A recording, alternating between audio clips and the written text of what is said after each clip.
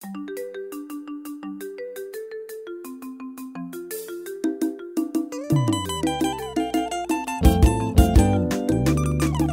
mayela lobaka lokola papa na ye. Mwana mayela salaka oyo nzamba lobi. Mwana mayela lobaka lokola papa na ye. Mwana mayela salaka oyo nzamba lobi. HPD achapak sele bouté. Na kimia na tranquille osé. Na kimia na tranquille osé.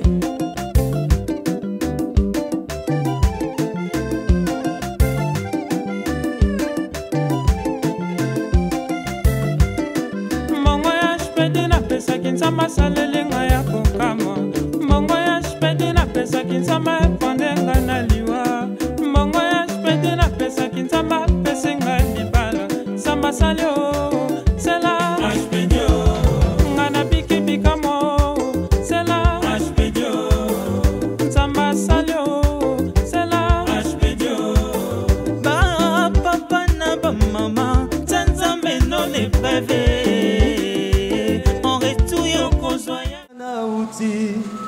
Benena kokede kotambola na kotambola Yesu Yesu Osika na uti benena kokede kotambola na kotambola Yesu Yesu Yemba kolo na bodigo kolo na kolu kolo na bodigo kolo na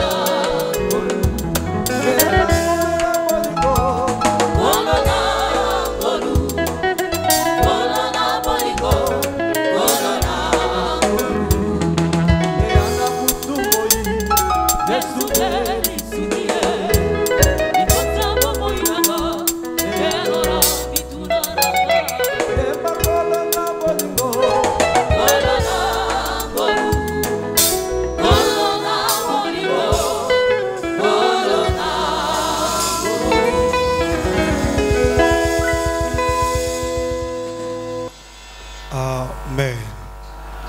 Merci. Soro Fananke, s'il vous plaît, pardon.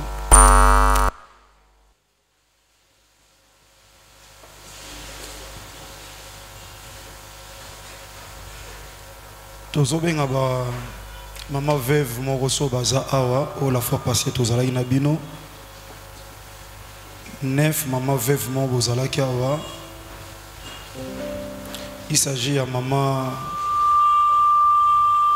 Ngeta Didi Mungudi. So zoko pusana même aux alibanda na kati maman na biso maman veuve. Maman Ngeta Didi Mungudi, maman Kimbemba Ntimga, maman Kimbemba Ntinga, maman Masengo Marceline, maman Ngalula Marie-Jeanne, maman Louvu Masamba, maman Ngia Yakabamba, maman Makolo Béatrice, maman Timba Luzolo Clémentine, maman Kassa Banzenza Elisabeth. Maman Otopesa Maputa la fois passée à maman veuve. 9 maman veuve Otopesa Maputa. Maman Kenadidi Ketadidi Mungudi, maman Kimbemba Ntinga, maman Masengo Marceline, maman Ngalula Marie-Jeanne, maman Louvu Masamba, maman Ngia Yakabamba, maman Makolo Béatrice, maman Timba Luzolo Clémentine, pe maman Kassa Kanzenza Elisabeth. Maman Mouroyaki Nasuka, maman Batadila Beno Antoinette, s'oppose côté na 4 s'il vous plaît. Maman Batadila Beno Antoinette, sope maman Za, à quoi poussana.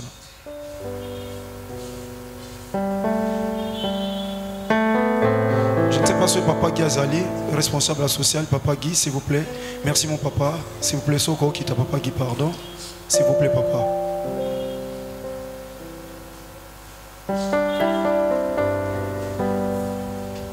Donc on fait ça à la maman 10 parce que maman Mokowana doit récupérer autrement.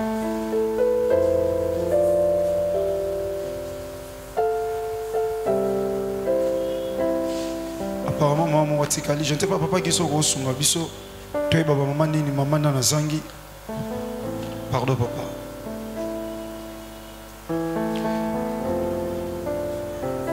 maman so boko sala signe pardon et pas na mukambi papa Guy poto e ba maman ni na zangi papa Guy ko vérifier autour na ba maman soki mampo e ba maman ni na zate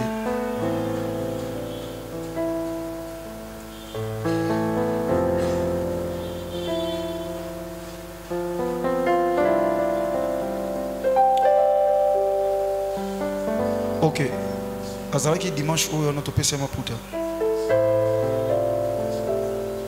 En fait, ce qui maman moraza a dit que dimanche moi topesa maputa na ba veuve azwaka liputa awa sokoza batangi communauté maman moko zwaki liputa sokoza ko pusana maman veuve moko opesa bandeko kombote bandeko social soki maman oza sur place papa china habité sokoza koyeba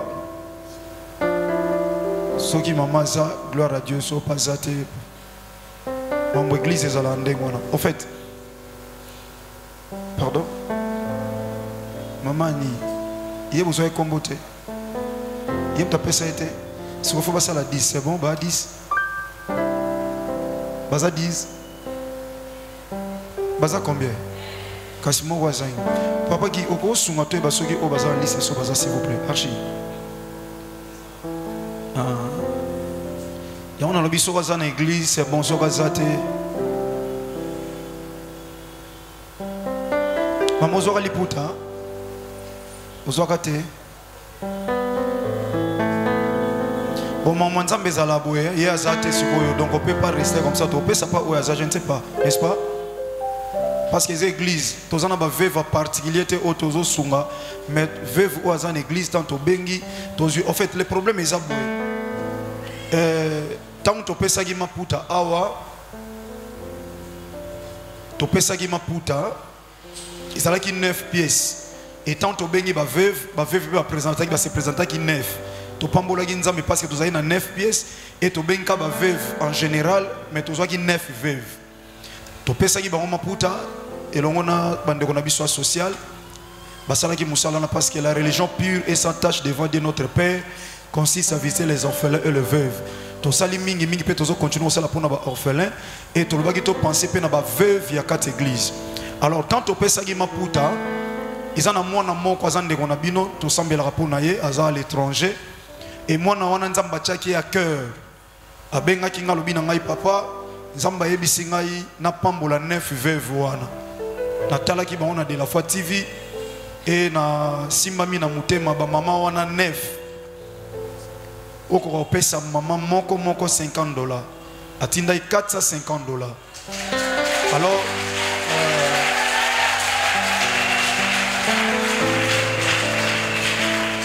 soy tolobi bazala 10 parce que nde toloba mwana maila balokola papa na ye tant tote ya sangmalam ndenge biso tozo sala ba o baza bana na biso o na loba za fils ou bien fille a olandaka matamba makamu nyonso malam o biso to sala.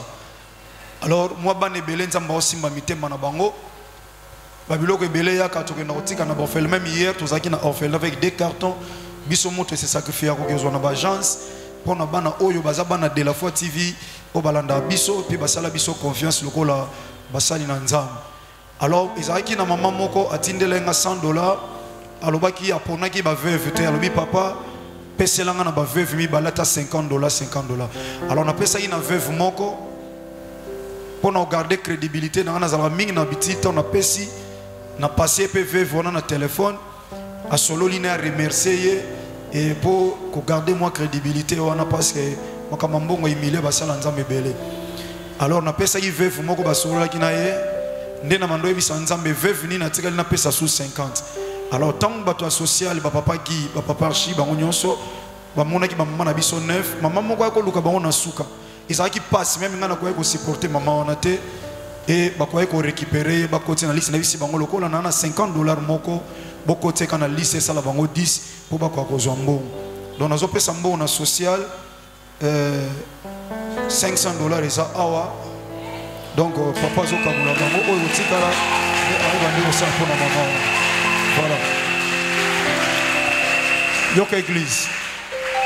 yoka tant tozo pesa ba mama boye ezate po mama ozwaka kolia eko sungata na ko debriata na eloko amukie po lobi wana pe ozanga isusu eloko te parce que peut-être net opesi bino lelo lobi to kanisa pe ba veuve mosusu alors soki yo ozo débrier ata ya mukie eko banda osunga yo olo senga mutu lipa tozela mutu apesa yo okozana makoki akosomba lipa yo moko yango neza souci ya église et église to sambela pona bandeko yo bana o baza bandeko na bino mbongo apoto ezaka passe ba malili kobima ba 3h du matin donc on souffrir na temps ya hiver ba moya makasi ba malila makasi to tombola loboko to ebisa nzambo zana poso ba communauté nzamba zomona ye lobaka na nzamba pambola ye apambola source mbongo ba mama o nyonso bazosunga ba orphelin bandeko nyonso bazosunga ba veuve ba orphelin nzamba kanisa bango na kombo na Yesu Masia Nazareth église to sambeli kolo to sambeli pona bandeko nyonso bakanisa ba orphelin basala makasi te po baboti na ba kufa basenga kite mais kolo tanto kanisa bango na église FC kolo elongo na bandeko baza partout Seigneur to sambela kolo banzamba bomoy salana bango l'Éternel Dieu des armées mona bango Dieu tout puissant sala bango bola mutata kota makamuna bango pe pambola ba veuve ona ba orphelin Seigneur na mukana Jacques chapitre 1 Bible solo bana verset 27 religion ya solo eza o ezo sunga ba orphelin na ba veuve. Nous te bénissons Seigneur parce que tu nous as laissé dans la mission. Nous ne sommes pas seulement Seigneur pour gagner les âmes, mais pour exercer aussi la miséricorde Seigneur, à exercer aussi la compassion notre Dieu. Tike salama wepona lokumu na yo na kombo na Yesu Masia Nazareth nzamba bomoy nde na kondima to sambe lokola peuple moko petolobi. Amen. Merci. Papa Giso ça service rapide. Bako atami bali c'est pas grave. Bango ba s'arrangera. Wana mama mswando landela muninga e yafandi kote nini?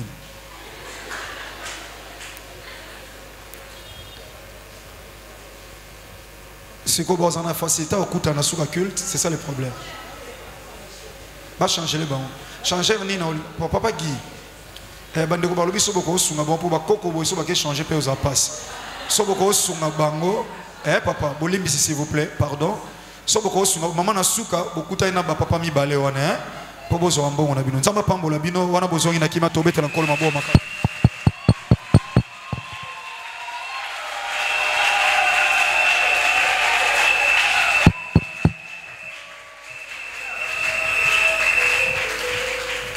Voilà, on a bon de le soko téléma, s'il vous plaît. Soko téléma.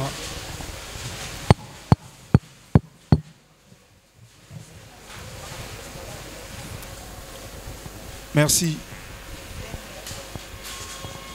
Il y a personne qui merci. Pour la bola mouni na lingoma na bisope ozo sambela kolobanankolo le leza dimanche ya ramo ozana posa bola munaye ezali kolabo moinayo. Bien aimé, nous aurons toujours des problèmes. Pendant que nous vivons sur cette terre des hommes, nous aurons toujours des problèmes. Et ça, nous avons zoluka bana, soka zibana, on a posé mbongo pas beaucoup la bana wana. Et ça, nous avons musu azana mbongo, azana posa pe santé na eza la malam. Et ça, nous avons musu azana santé malam, azana mbongo, azape na posa, zamba kwa kubate la ye pour na ba réalité à mukili oyo. Donc nous aurons toujours des besoins. Raison pour laquelle tokotika kanzambe. Tena lingo yebi sanzam. Seigneur na dimanche ya ramo oyo. Parce que tout acte au Christ a sali alobi.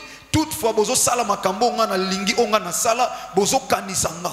Yebi sankolo Seigneur, nous voulons penser na mukolo kotaki na Jérusalem na gloire. Et c'est pela kembo wana e kita mukola leo na bomo inanga pe libota nanga na kombo na Yesu Masia Nazareth to sambeli.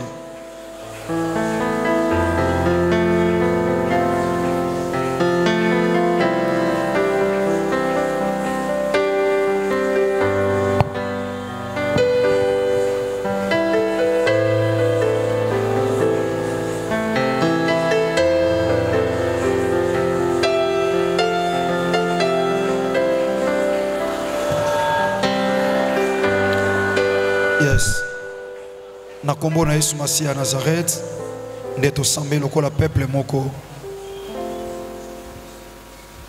Seigneur, tolingi ozwa lisusu esika o nzambe moko ya église eza yo Yesu Masia Nazareth. Natangi na Biblia na mona esika moko te mutu amatine ekulusu apesi bomoi na ye Nkolo po biso tobika soki yo te.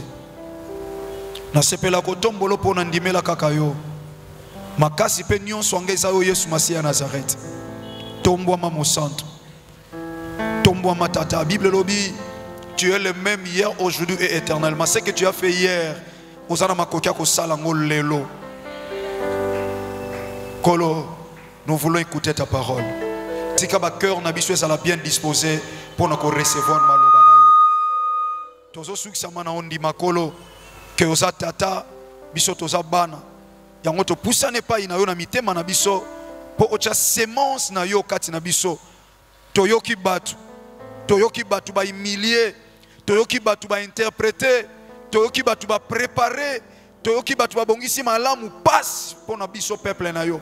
Mais Bible so ebisa biso tata to banga te po zana ngamu na biso. Nzambo zala na biso yamboto zala. Uzalaka déjà ya biso zana biso kokoba kana biso de to salo confiance. To bengi yo Nzambo asimba likolo na se, to bengi yo le rejeton de David, to bengi yo le chef et le consommateur de la foi, to bengi yo le grand vainqueur de Golgotha, to bengi yo Jehovah Rapha, to bengi yo Jehovah Jireh, to bengi yo le Dieu tout puissant. Yesu Masiya Nazareth Nzamba bomo de talatina to sambela ki na kondima lokola peuple moko na kombo na yo moko Yesu Masiya Nazareth Nzamba solo talatina na kondima biso nyonso tolobi amen. Merci aya. Nalito tanga mukana Marc chapitre nango 11 sobande wa sombo sesa biso ezamwa malao makasi esunga biso penza po tosalela Nzambe.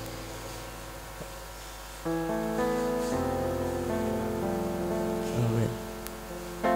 Marc chapitre 11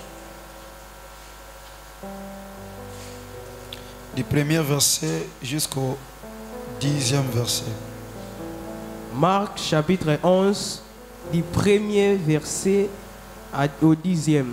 Je lis au nom de Jésus-Christ de Nazareth. Amen. Lorsqu'ils approchèrent de Jérusalem et qu'ils firent près de Bethphagée et de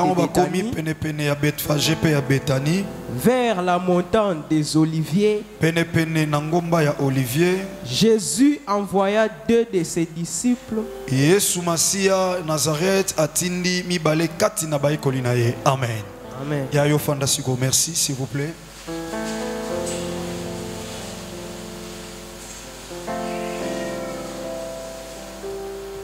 Bien, vous avez vu, dans une période où on parlait si la libéralité attire l'abondance. La libéralité attire l'abondance. Tu as au premier jour, premier dimanche, et ça l'est que tu as une intervention, il y a papa Kelani, un papa au hasard qui pense une bénédiction pour Nabiso. Tu crois que l'examen de mon athée, il s'est bénéficié de la bénédiction, il y a Koko Nabiso Kelani. De papa Kotaki na 4 et aujourd'hui il fallait continuer le dimanche à l'élo mais tu peux continuer en noter parce que eza dimanche moko où ils ont une circonstance où tu peux l'examen inapercité ils ont une circonstance où et même là bato sengo na mitema ils ont une circonstance où bato bazala ki na kolela mais tant bakutana ki na circonstance où bato ndisama ki na isengo et yo poza ono sana likamu moko peut-être des autres tungisa yo. Et le col Yesu Masiya Nazareth azan zambo azala zapa kotika la seko na seko et to koy koleksa beauté parce qu'il a quelque chose ou akoyi ko sala na kati na bomo inayo na tongo na lelo raison pour laquelle tu saisis opportunité oh na utolo ba tout à l'heure bien aimé dans le Seigneur Yesu Masiya mukomso afani na baye ko lina temps na kati ya table azo comprendre que linga kufa abando yebisa bango na likambo tali saint ayebisi bango tango apesi bango lipa bale apesi bango kopo ba meli ayebisi bango o ezali kila ya boyokani na ngai ya sika alobi toutefois bo wana ko sala ka boye boza ko kanisa ngai kufa pe liseko na ngai donc vous pensez à ma mort et à ma résurrection toutefois bo ndo sala boye eza en mémoire de moi donc c'est à dire bozo kanisa ngai ndenge nini na moni pasi na kati ya mukili o donc en résumé Seigneur Jésus-Christ voulait dire ceci donc tango bozo sambo tambola na mukili o bana na ngai pe basali na ngai bo saisir opportunité. Bon saisir opportunité. Donc ba poignon so o ngana sala makam. Bon le kisango inapercité. Boko ako bénéficier na yango. Raison pour laquelle notre bisayo bien aimé, tu saisir l'opportunité, il y a les Kambotali dimanche, il y a Ramon. Tu as kende, tu as kotana Pâques, tu as kende, tu as avancé. Et maintenant, tu as Yesu Masia Nazareth, tu as kota ki na Jérusalem. Bien aimé dans le Seigneur, Christ a kota kaka na Jérusalem, kaka ndengwana. C'est vrai que les Hébreux bazaki wana, bazaki na lamentation, bazaki na inquiétude, bazaki na problème.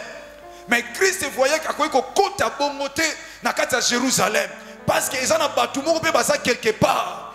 Donc le Seigneur qui a symbolisé bango à travers nyama moko songolo ya ko libérer nyama oyo po nyama oyo pe akota na kembo esika bandeko musu esengela ki ba bénéficier grâce au Yesu Masia azalaki nango na tina ko kota na kati ya Jérusalem. Yango bien aimé comprendre que matin dimanche à lelo na intitula mo Jésus-Christ Nazareth t'oblige d'entrer dans ta seconde gloire. Ah yango bandeko somba sunga biso passer so tozaki na kati kaka na côté ya sa micro parce que na te ya bon na évangéliste. Mais ceux qui bandent de Walibanda Bayo quand ils appellent, ceux qui ont ici micro, ça passe ma casse. Amen. Jésus-Christ de Nazareth t'oblige d'entrer dans ta seconde gloire. Bien aimé, tant que l'oblige seconde gloire, ce qui veut dire, et ça qui na première gloire, oh et ça qui première gloire.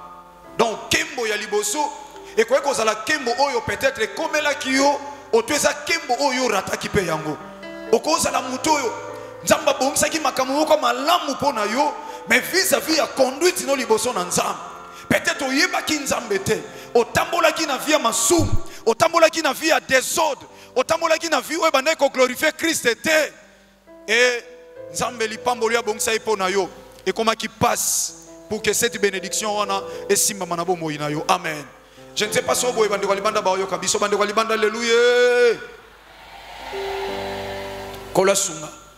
Bien aimé, l'aime sous na buzo bateau na berer permettre nga s'il vous plaît. Peut-être na berer o ya bomo ina yo okoe ko perdre gloire. On nzamba ebe ko kitali kolo na yo. Bible solo ba gloire na nzambe est très importante pour na biso. Raison pour laquelle Moïse tango linga matana ngomba Sinaï azoyebi nzambe Père, fais-moi voir ta gloire. Salangana mona kembo na yo parce que ayebaki kembo na nzambe eza tellement importante na kata vina et Moïse a sengi nzambe alobi tata na mataka ngomba mais j'aimerais que la montagne d'aujourd'hui ne nazo mata Père fais-moi voir ta gloire. Bible alobi tango mataki na ngomba ya Sinaï tango mati Bible alobi akutani na kembo nzambe et tango azokita son visage rayonnait de gloire. Donc elonginaye engengaki na kembo na nzambe oyo pai wapi bana Israël basoko akotala Moïse ne longite parce que longinaye bandai kongenga tellement makas parce que kembo nzambe ezaki likolo na ye. Raison pour laquelle bien aimé dans le Seigneur na inaye biso ke ozana posa ya kembo na nzambe tata soki kembo aliboso operdaki yango na berer oyo yebaki te na conduite na yo na lolenge no kozali liboso na nzambe mais nzamba lingi lelo okwa ko bénéficier encore seconde gloire ou abongisaki pona yo. So yizana batu oyo peut-être bakangaki première gloire baretaki yo na première gloire balobi ete yako vivre kembo nzambe wana te bakanga gloire na yo liboso et operda yango suite ya berer vie de prière makasi ezalaki te crainte nzambe ezalaki te bamusule msoza awa ozalaki na gloire ya liboso nzamba pesaki yo mais omipesaki na milangwa omipesaki na ambiance omipesaki na makambo oyo ekumisaki nzambe te et tu as perdu ta première gloire na moment oto loba awa oza muto ozo comprendre que makambo bandai ko sala na facilité mais le komelo makambo komi difficile. Pourquoi? Parce que gloire ya liboso okoye ko maîtriser yango te okoye ko maîtriser yango te. Lelo peut-être oza célibataire pas seulement parce que non balaté mais oza célibataire parce que ton premier mariage on négligea ki yango le lozo se retrouve au mobali oyotiki oyotiki parce que première gloire na yo ya libala o perda ki yango suite ya berer na yo oyo bandeko commettre na katanda ko libala et ça na bandeko musoza ki na musala malamu ozosala musala ozozwa mbongo mais ozwi tetitesse otie na kati ya mutu na yo ozwi impolitesse ozwi indiscipline otie na kati ya mutu na yo bandinga bazokena musala na batango malamu po bakwa kosala musala bazobatela musala mais yotalaki ancienneté na kati ya musala et okomaki ko négliger musala okomaki kozana désobéissance liboso bakondi na yo et aujourd'hui balongola o musala o perda gloire ya liboso à cause ya ba erreur le lozo lela. Le lozo la bien-aimé dans le Seigneur. Gloire à liboso kenda. Otikala na makamu na kati nzoto nezo compliqué lelo parce que oyebe ko s'abstenir te, oyebe ko mi battre la maté, nzamba sala ki o mobali moko kitoko, asala ko mwasi kitoko, o mi pesa ki na via ki ndumba. Lelo peut-être neto solo babo se retrouver na ba maladie moko. Oza parmi nous, ozona na biso lemsu partout, mais ozana maladie moko oyo mozo yeba ke maladie oyo et ça pour na berere na lelo nazo se retrouver na bete maladie oyo. Première gloire et c'est kenda nango. Et c'est kenda. Obandoko te kozaki na vie bien fidèle na nzambe mais tant ko tombo ma eye otiki nzambe et nzambe alobi loko tiki ye nzambe pas tiki yo et au père de gloire nyonso liboso ozalaki nango lelo zotala na kati ya vie na yo y a rien qui évolue na kati ya vie no makambo zo simba te bien aimé d'une manière ou d'une autre ozoye bandengo za ona esi au perda première gloire c'est kenda. Au perdre le lot, muto anga salo bolamu na vie, au mena yevi dire, au mena na ba complication et le lot tango fando zo réfléchir lobi nazo tala ye le lot muto nenga na ko sala parcours a vie na ye. Muto le lot ngandem na ko sala boye na nzela na ye, na ba relation to zala ki na ngona ye mbele ye mta ko sunga ngai, mais à cause de berere le lot gloire à liboso nyonso kenda. Tika Yesu Masia Nazareth a salisa o comprendre et sika nini o perdre gloire à liboso. Et ça là qui pona nini na ba raison nini o perdre gloire à liboso. O perdre gloire à liboso ça qui na domaine nini. Mais ce matin je suis venu tout simplement pour te rappeler que Seigneur Jésus-Christ de Nazareth t'oblige d'entrer dans ta seconde gloire. Yesu Masia azoko obligé yo na tongwa lelo okota na seconde gloire. Donc oh nyonso malamu ya yo azolinga siko okwa ko récupérer yango. Yango muto ondima maloba o lelo sina yebisa o yaya nana makokia okokisa posa motema na yote mais nana makokia ko loba soko ndimili loba Yesu Masia ya Nazareth et yemoko le chef et le consommateur de la foi tango alie foi na yo lelo ya okota likamu na yo ata seconde gloire ya première gloire na yo lelo o perdango zo malade zo ba problème ozo ba inquiétude ba point d'interrogation mais lelo nanzela Yesu Masia ya Nazareth okota na seconde gloire na yo. Bien-aimé dans le Seigneur, gloire est ça kembo. On a solo beza kembo ya batute. Mais je parle de la gloire de Dieu. Ba kembo mukili zali. Isa batu bela kei concert ya musique mukili. Bazo yemba ye azo pesa bambongo oui, azo luka gloire na ye. Oui, azo zwa gloire batu bazo yeba ye na mukili. Ayeba na pesa bambongo, ayeba ni asala kaboye. Isa na gloire o batu bazo luka ya mukili. Mais gloire na mukili za pona tamke. Mais gloire on a zolo bano seconde gloire dont tu peux récupérer ce matin et sa gloire aux autres pas Yesu Masia à Nazareth. Et on doit continuer le bananzambe pour comprendre quelle est la pensée de Dieu. Toke fils dans verset 2. Bible lobi awa Yesu Masia. Na premier verset, tango bandiko s'approcher dans Jérusalem. A commis pene ya Bethphagé pe ya Bethanie. Pene ya Bethphagé pe ya Bethanie. Oh ce qu'on réalise dans la Bible, on a vu que la Bible bien. Ce n'est pas en 20 Bibles zoloba. Awa Marc a comprendre lobi makambo oyo ba jamba lobate ba maté ba lobate. Ya on loba kino tango zo tanga li lobankolo kene na ba référence ko umela to na Bible pamba ya téléphone, ya tablette, ça là na Bible papier ba Louis II et ko sunga yo pour na connaissance. Je répète ça plusieurs fois nazo répéter. Na lobi ça là na Bible ya papier parce que na likolo ya titre au monde ba référence. Tango tangi Marc chapitre 10, chapitre 11 tango ba na premier verset na 10e au monde na likolo na pas comme Marc chapitre 11 bakochelo ba verset nango ya Matthieu même histoire o ba disciple tant ba kutanaki Yesu Masia zo sala makambo oyo bango bazomona mais chacun abane ko comprendre na mandenge na ndenge na ye et moko na moko comment de la manière où amonaki ba musu ba mona makambo sute o ba musu ba mona o eza très important na kati ya Biblia o esengeli ba na Nzambe to fongolo po ba penser ya Nzambe yango na tika Bible ya téléphone sala na Bible ya papier po esungo na ba recherche. C'est alors au cola, aux alloquois mondima béré, au cominanda au que sonde écriture, nini ba ebisaki biso, natala au pasteur alobaki est-ce que ça na kata Biblia, kondima makamunyon soute bazo ebisayo, parce que le tika kana ba verset biblique mais comment na ba verset public. Chanter c'est prier deux fois. Au moment où ça nzamba kanyimisu, bien aimé tolito kumisa yo nzamba bomoy, Bible zo ebisa biso chanter c'est prier deux fois, tozo yemba watata, tozo prier deux fois na Bible zate. Chanter c'est prier des fois dans la Bible zate.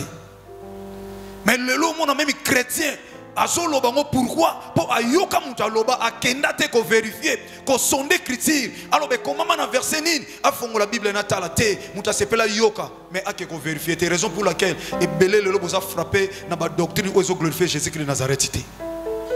Amen. Marc azoloba bien alobi tango bazo bima bazo kende vers Jérusalem bazo ko s'approcher na Jérusalem.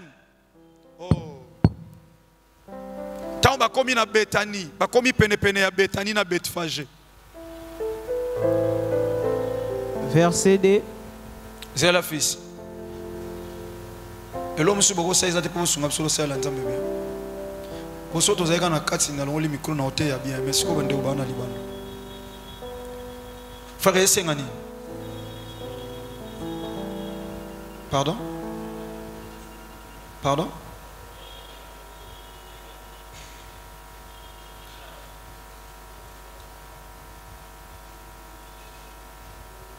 Amen. Seigneur, salut sa biso bien aimé. Amen. Bien aimé, alobi Bible lobi ba komi pene ya Bethphagé pe ba komi pene ya Bethanie. Or Bethphagé ezali elikoloba maison de figues. Bethphagé eza ndako ya figue. Mais on remarque bien aimé balobi Bethanie eza maison ya pauvre. Donc ça dit ba komi na Jérusalem vers Jérusalem.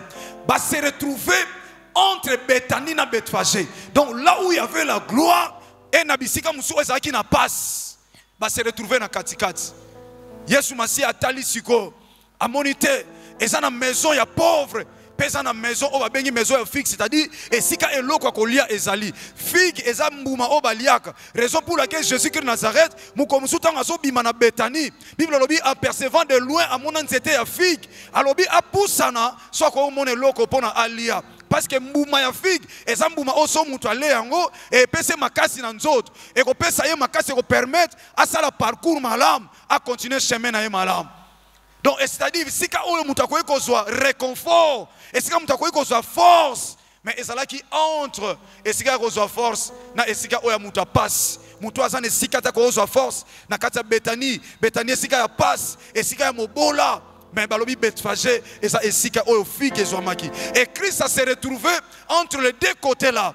Or, ezaki na mwana na mpunda moko. Ah Seigneur. Ezaki na mwana mpunda moko.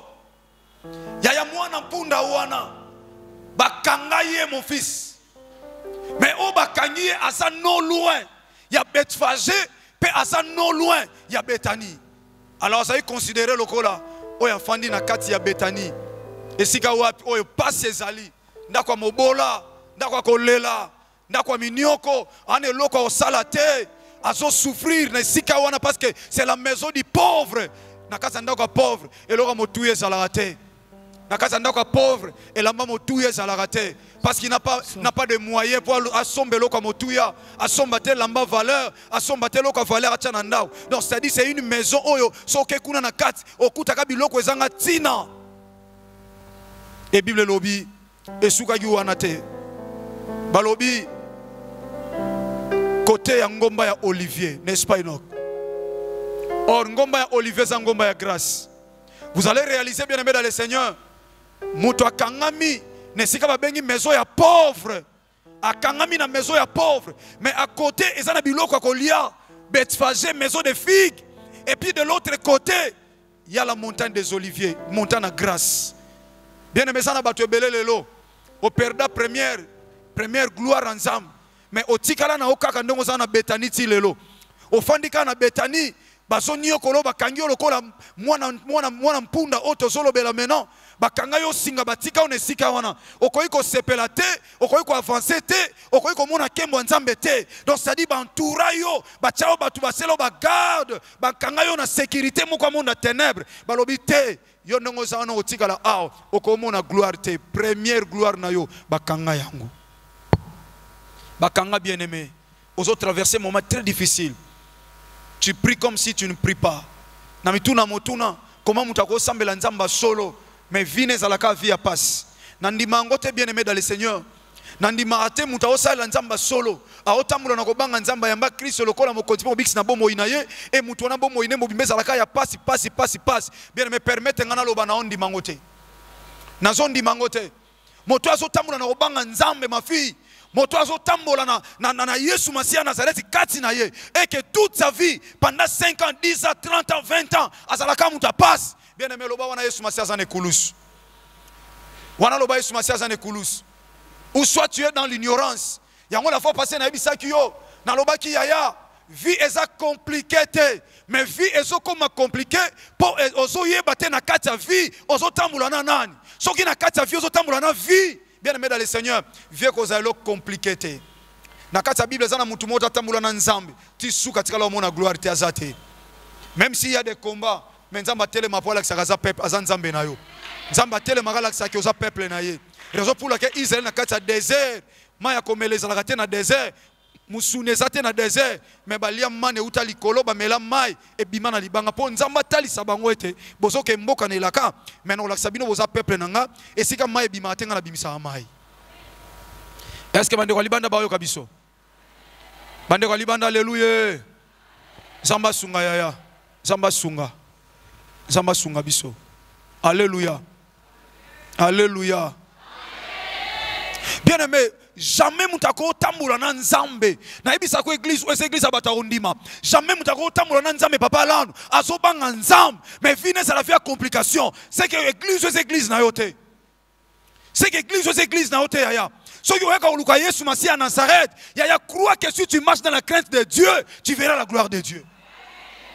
David a dit je n'ai jamais vu un juste abandonné so yo comme abandonné c'est au sous juste été ce qui veut dire oza sous moi na nzambe te na ebisa bien aimé nzamba zana ba plan o établir likola via mutu oui nzamba kolo banoke yo ndongo sawana bénédiction na yo okozona 2022 oui c'est vrai o nzamba kangi mutu ofongola zate mais aotiko na via souffrance te parce que lobibo omona bokeseni na ba obaza yanga na ba obaza yanga te c'est ça qu'il a dit vous verrez la différence entre ba obaza yanga na ba obaza ya yanga te. Si quoi différence en moto mon amour de gagner. Ce qui pas blanchard, vivre sa vie à complication. Na paye mokazo me la diamba, na paye mokazo buka banda kwa bat. Yo na ye vie kokani. Où est cette différence? Yango mwana nzambe voza mwana se révoltaka. Un vrai chrétien, c'est quelqu'un qui dit non échec. Pauvreté non. Na ko fa noter parce que Christ a payé un prix. Il s'est fait pauvre sur la croix pour na cause à la riche. Mais on dit ma passe. Papa son nzamba lobi obongo na 2020. Muta olongolangwa zate. Mais aotiko na via souffrance te. Soki na fongolo portité. A fongolo ba costra, a fongolo na likolo ba vitre wana et vous sentez que nanu na komi na destinée te. Mais na o vivre. Mais na o vivre. Comment fait-il un chrétien nengo sa olingo ya prière? Mon défi sapatu pas païen. Au défi li papa ya na bino za mupakano ya pesa ngali papa kona ke église ya wana obongo la mutema mkoni alande no maloba bino ba église na bino pe wana papa na ngozo bebi saka ko lata na église siko mutandengo na ote ya yenini parce que yozo sambelo za ne lokote oza locataire futa ndaku te sina yebisa yo ozo ko futa ndaku te bailleur na yo c'est un païen ote ya yenini lo banzamba pambolaka akoloba yo moko tutako na soko futa te kana sambela kate mais ngai pa na ngai yo sambela ka yo soko futa ndaku te soko za bayero aloba trop ako humilier yo mwana nzamba benga mate pa za mobola po Yesu Masia misala déjà andima lata ki mobola ne kulus po yo ka ko sala riche chrétien a vivre na mendicité te pour na lia fona senga pour na lata fona defa. Ça c'est pas un bon chrétien. T'as la vie non de tamboula nanza. Peut-être na miso bato mona no banga nzam, mais intérieurement tu es païen. Nzam ma konta kote na lisa bana na ye. So mona na bato mona lokwa mon centre, mais na cessé ba yebi oza très mordant. Nzamba yamba ko même pas na présence na. Mais so a mon centre bina bien. Pas bina bien. Mais au vivant. Donc péché sa vie na yo. Donc sa vie na yo quotidien. Donc chaque jour tu vis cette vie là. Raison pour laquelle tu as perdu ta première gloire. Ton fils. Verset 2 en l'air disant, allez au village qui est devant vous. Yesu Masia yebisi bango. Bokende na mboka oyo eza liboso na bino, liboso na biso. Bokende na mboka oyo eza liboso. Donc ce qui veut dire Yesu Masia passe à telemi par Blanchard. Azomona déjà que kuna na ngambu wana eza na famille moko si bakanga bango. Nga na zokene ko kufa ne kulus mais so ba comprendre te. Bakotika la ndego wana. Betfage za nango wana. Betani pesa wana. Ah non, c'est pas ça mutu moko, la naissance n'est pas la création. La vite so comprendre nga. Le lo eza dimanche ya mandalala. To changer habitude. Le lo eza ki mukolo église o memina mwana ndalala. Eza ka lisumute. L'indalala eza partie ya branche ya arbre. Et symbolise deux choses. Et symbolise la joie, paix et symbolise la mawa. La tristesse. Ce que l'indala les autres ne pas, il y a la gloire. Mais ce que l'indala est mis fixe, il y a la tristesse. Vous devez comprendre. Ce que l'indala les autres ne pas, maman, les pamboli les ali. Mais ce que l'indala na quoi barabara na bino, c'est qu'il faut que sa photo ba chana adresse à mutakufi. Et ça n'a pas tué belé baza aba maman belé baza aba bala na mandala la. Mariage nous les gars na mandala la. Maman mikolo baza aba yebi. Babala na mandala do ça dit libala caractériser libala lindala les caractériser libala na ye. Mais ça pena batu musubo za au kufela tata kala. Mukolo bakunda ki eta bo lela ye bochaki mandala la. Bo clôturer ki pena na mandala la. Bana quartier ba ocha bleu. Yo e bien on te pose ay mona mkebiso to mona bleu. Do bazui biloko pine ba che mwinda foko tana bembe opesi mboko ba che yo simokoti. Kwa batu ba ye bien. Binobe wa batu kala. Amen. Mutu aibi makambo za mutu akala. Papa na kosi papa. Tuna ba vie baza ako yebisa yo. Izaki hermoso bacha ote ocheka liboko bache ono pesi mbongo koti ndala bakangi mandala na balabala batiki porte ona ba voyu batiki na porte ba meli ba diamba voko to pesi mbongo. Donc na matanga droit d'entrée. L'indala les ont symbolisé sengo, peso symbolisé mawa. Si que la Bible a parlé l'histoire à l'indala ce matin. Maintenant, on déclare l'indala la lelo. Et ça l'indala la la fixité. Et ça l'indala la fixité dans la famille na yo. Et ça l'indala la ko pepa. Et ko pepa parce qu'il aura la gloire de Dieu ce matin. Dans son église ce matin, il y aura la gloire de Dieu. So imutumo son di make lelo a kota na Jérusalem. O kokota yaya. Lelo kokota na Jérusalem. Na solo ba lelo kokota na Jérusalem. Ah mutakondime salamela yo. Motakondime salamela yo. Oh dimanche n'a pas dit sa église mais dimanche à l'élo à cause de Ramo et Kopepa l'indala le Kopepa l'indala le Kopepa parce que c'est le temps il y a seconde gloire et comme il y a seconde gloire et comme il y a seconde gloire ce qui n'a première gloire l'indala le tellement qui tout droit na famille na bino na seconde gloire même l'indala la wana et Kopepa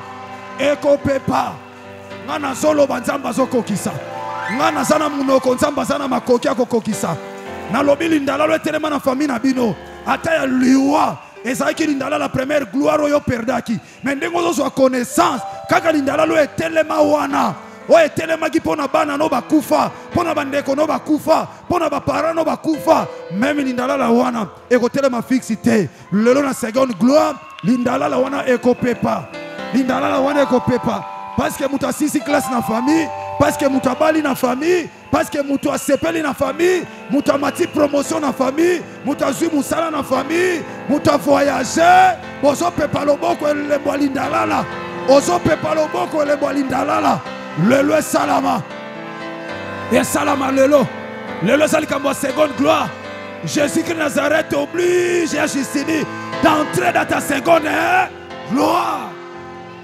Ah, mutu mwaso comprendre ngate. Waso comprendre nzamba pambola yo. Na yaka kana maloba ya nzambe. Ya mokolo maloba zoko kisa. Ya Yesu Masia atali na ngambu. Il y avait quelque chose. Lindala le telema. Lindala le telema. Yesu atali non. Ce qui est Betani pembeni. Mais Betfage pesa. Betfage za. Mais pourquoi? famille on est cause à la réclamer kaka na Bethanie maison du pauvre mais pendant que maison de filles qui pèse non Yesu a béni ba disciple si ba kufa si ba kufa mais Yesu masi azana bomoi na lingi muta comprendre makamno yebise ba disciple o Yesu masi atindaki si ba kufa mais ye muta tindaki ba ana bomo siko akotinda lisu ba disciple wana te yango siko azotinda biso ba de la foi parce que nga génération nga soka mizongeli te na koleka akotinda ba oba ko yana sima parce que azana caresse te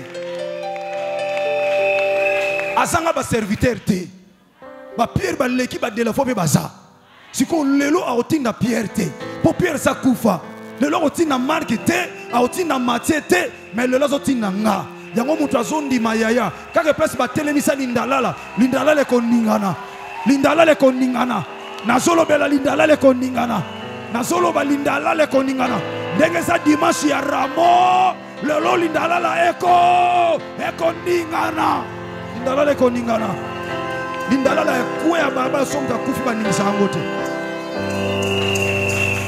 na memeli o bonne nouvelle ya Yesu Masiya ya Nazareth lelo ezalaka rare dimanche na teo mateo dimanche na fanisaka moboko ya iglesia mais loko ezali ndalala lelo ezali kambo libota moko ekota na gloire na Jérusalem na kolekisa ngo ndenge wana te oza mwana nzambe atindi l'église oza na droit kokota na kembo ya nzambe oza na droit kokota na gloire ya nzambe yaona lobi Jésus-Christ Nazareth t'oblige d'entrer dans ta seconde gloire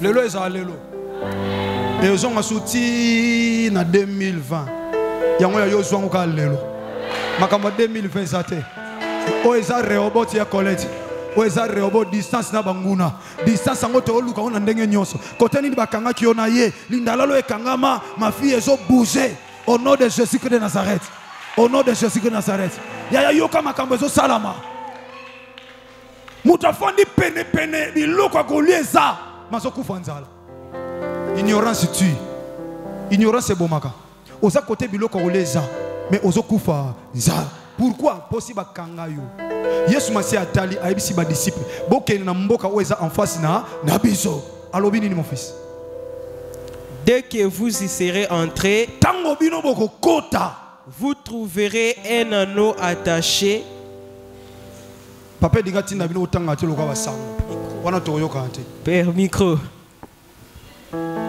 ya oya yo nange kokanika biso ne to okufa nsango. Alléluia. Amen. Boko mona mwana mpate attaché. Tango bokota bomona mwana mpate basali nini bakangiye mwana mpunda bakangaye.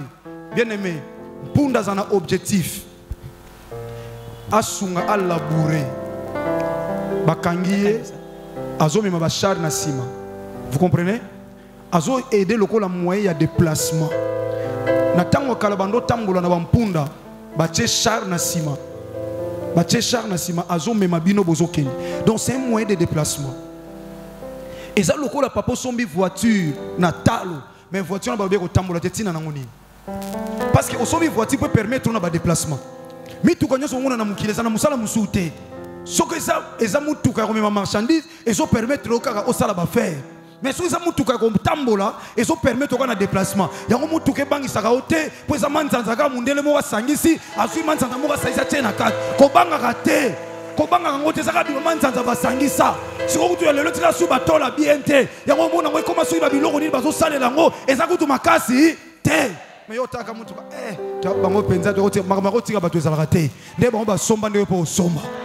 Nde bango ba somba nde po sanini, oko somba. Oya ko tika mutu te. Moutou que ça simple moyen de déplacement et permettre à ko longwe a oke place wana o longwe kuno ke place wana mususu musana na onka yangwana. Est-ce que vous comprenez nga? Ce que sommes bien pour na business et c'est le transport ça un objectif et même maraka bato longoli moutou a wetike kuno ba pesi mbon musana onka yangwana. Siko mpunda oyo ya muke azaki na âge o esengeli déjà ba matali corona ye pour servir battu même punda oyo bakangai ya soko mona âge ya osala responsable mais jusqu'à aujourd'hui on vivre vie irresponsable comment finga yo yo mkonyo bimana ndako age na opese pusani ozowela kolala na baleki ozowela kosengela kolia obima mukolonini bazo seka tamusu tikali yo moko zolela oyo oyo babimana ndako ba para basala ndengeni ba o babala bazo ba responsabilité basala nini ba o bakoka kofuta ndako lelo tofana sima batu okuma fana sima batu lelo baboko la kopa mutu mo te parce que sepelo fanda kuna te pour place ofande yati ba o bazapana ba omba ofuta bandako basala nini oza mwana mpunda si bakanga yo soko comprendre te otika la wana Bible lobi alobi bo mona mwana mpunda bakanga ba utiliser te yoka siko bien esika bakanga na sepela na Marc pour Marc aloba makambo ndenge Jean lobate Marc aloba makambo ndenge Matthieu lobate na verset où na sepela mingi na Marc parce que ça qui très prudent après ça ba détail toke Enoch sur lesquels aucun homme ne s'est encore assis. Fils mwana mpunda oyo wapi ata mutu moka matali kolona ye te donc mpunda oyo gloire oyo azaki na lokwa mpunda nyonso ba matali kolona ye ba memie pe kota ville ba memie pe côté songolo azo vivre pe moi vie azo tambola mais première gloire ezaki déjà enlevé bakangai o vivre gloire te siko yoka place bakangela etoke détachez-les et amenez-les. Boke bo fongole po memaye toke fils. Si quelqu'un vous dit soki moto atuni bino ce qui veut dire azaki na sa contrôle. Pourquoi faites-vous cela? Pona nini bino bo sala boye bozo fongola ye? Répondez. Bozongisa.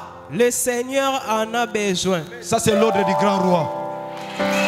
L'ordre du grand roi. Je suis venu sous l'ordre du grand roi.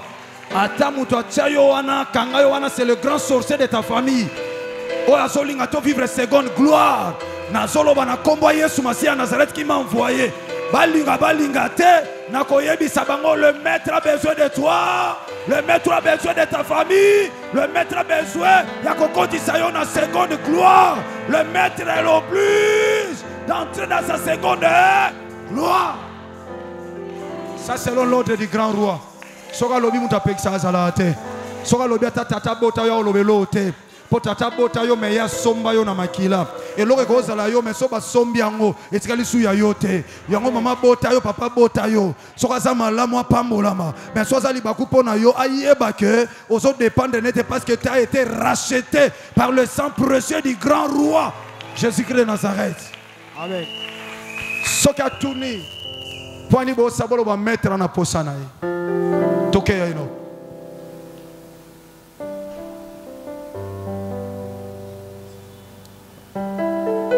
Ah, Jésus-Christ de Nazareth.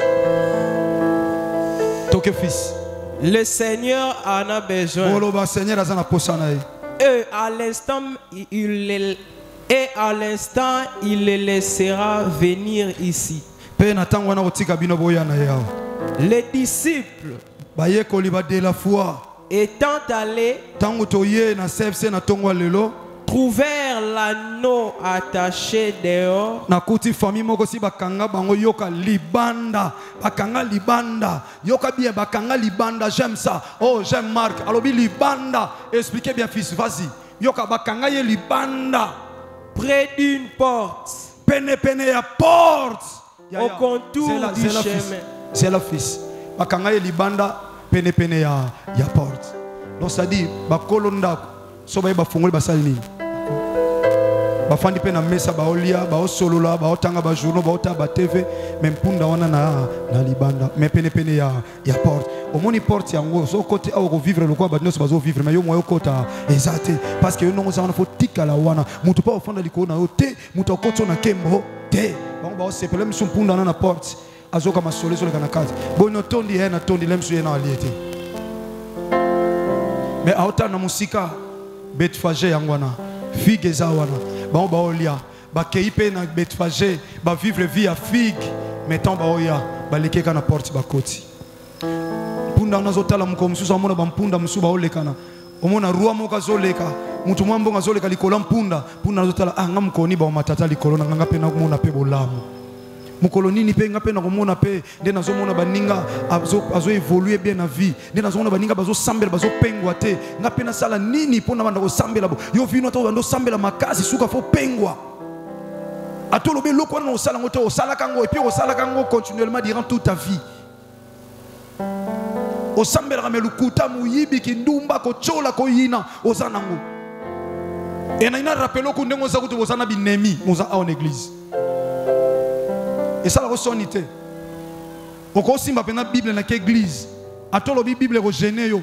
Oko za na téléphone non na pesi verset na Bible pe o fongoli pe. Mais osana benemi, ozape a. Na sali parenthèse, ya ba o préparer enfer na yo. Awa oyo tika ba Kristo po ba kende lola, mais yo kende li felo. Un vrai chrétien azo vivre vie moko libre. Neto lo ba awa tranquille poser li kamuna mutute. Azana ba problème na batute. Je ne sais pas pourquoi le Seigneur a voulu que tout le monde soit. Si vous avez un problème, vous avez un quartier, vous avez un pan, vous avez un balabala, bongi saka. Parce que si vous avez un zongi lelo, ok, li felo. Yo kanga bien yaya, ok, li felo. Luka kimia na batunions. Luka kimia na mutunions. C'est ça que la Bible dit. Recherchez la paix avec tous et la sanctification. Si vous avez la sanctification, mon sang, oui, merci. Vous avez très bien, c'est ça. Mais si vous bateau zana baron ndengeni batunyo c'est comme état d'âme na yebité tant on mata taxi état d'âme chauffeur avant on mata tuna nzambe kolo la sang état d'âme receveur mutu ke telemi on bato wele la yo sambela déjà pour nous état d'âme ya receveur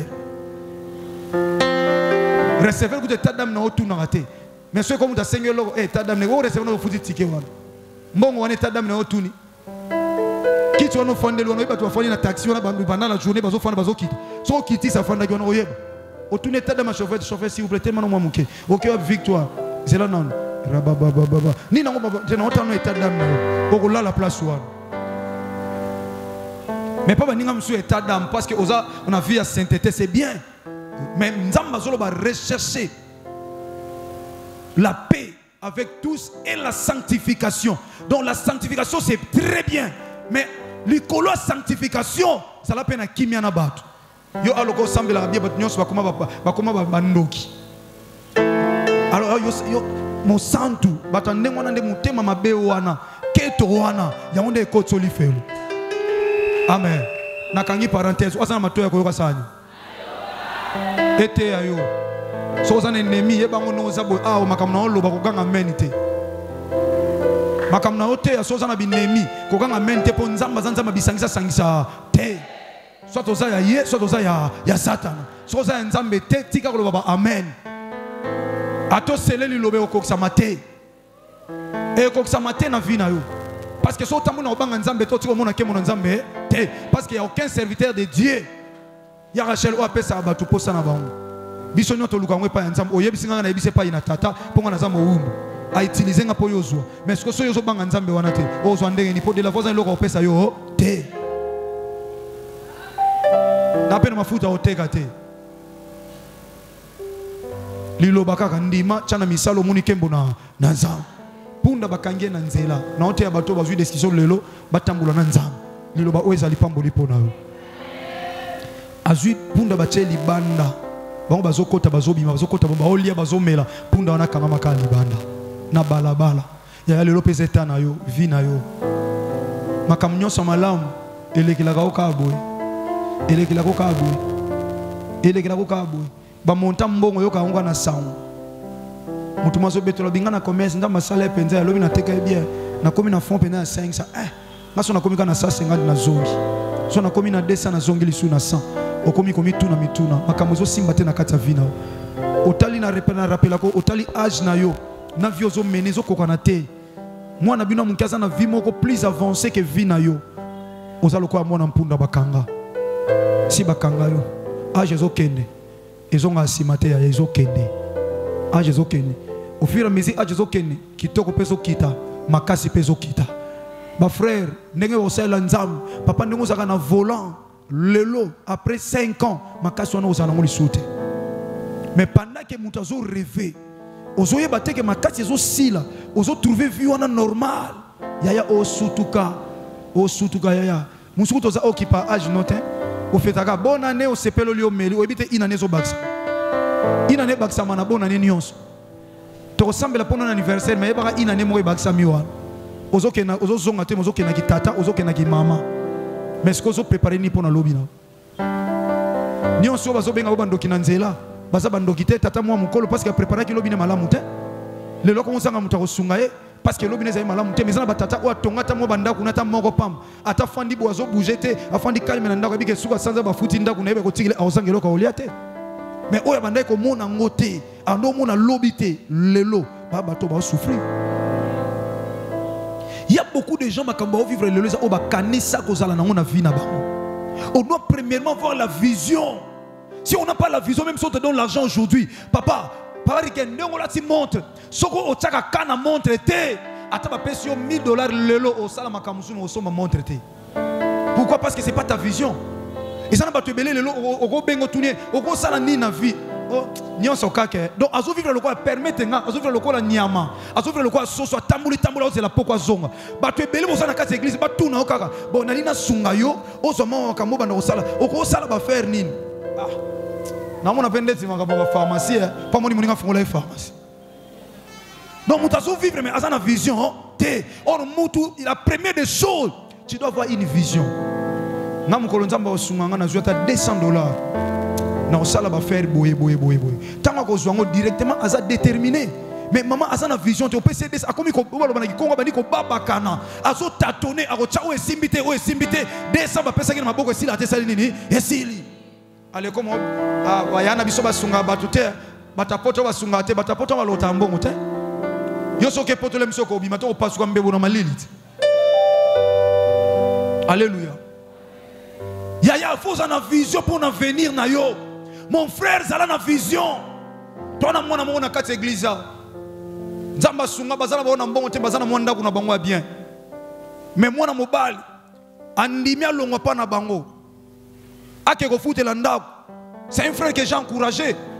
Mais yo so pa na bino ba tshela ko takata mo tela même ya pamba ya 10 cm. O longwa to so baluka wana kati goigo so baluka. O longwa te po za pa na bino ba futela kate. Mais ana chambre pas na bango mais il s'est décidé à l'obate non na mobali fona tika ba parana ke ko bunda ba mikolo ba lobi yeba talo ko ngata ngozana papa na mama yo sepelaka muko papa bino okufa bote biloko nyonso o yebo ke futela na bako ngoleka bako na fin suka ya bako na kuna ono batu ba na ko kunda bana mikena sima na simitiere ko ba legeli na ndako na bino. La Bible dit ceci, un homme peut d'avoir le mal de loin. C'est la parole de Dieu. Nous avons vivre le soki lelo après 10 ans nous allons ndenge nini. Mais yo ka vivre no ka vivre ka o lieka le lo bi so ke bongo a Jésus keni. Ale tato koma après 10 ans o komi siko o ba père na biso ba chao ba sunga biso te na vie papa na fa sunga ndenge. Maboko ne simame pa tata na bino. O yaka pa église. Même si c'est un combat spirituel o bunda ki te pona ni. O saki punda ba kanga ba la saki o prière o bima te pona nini. O condamner nani. Non, fongolo yebela. Yebela yaya. Après 5 ans, tu écoutes na soye sumasi azongite. Mais bana mayele, tu écoutes ba na vie au bazana ngolelote.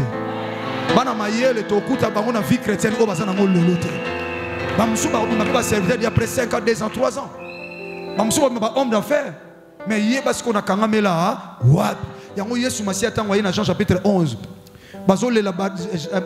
Et Lazare a koufi. Alors, où est-ce que vous l'avez mis? Jésus avait tout pour voir quand Lazare sort. Pour Azan Zamba, il y a des place Songolo Nzambe. Le rôle de Yesu Massia, ça n'a pas été accepté. Mais à tout niveau, Marty, alors, Bocheye, Wab. Il y a Oyeba, Yo Kangamela Wabi. Famille Amino Kangamela Wabi. Dans le monde de Makambo Jean, Jésus était capable, ma fille. Alloba, moi Nampunda.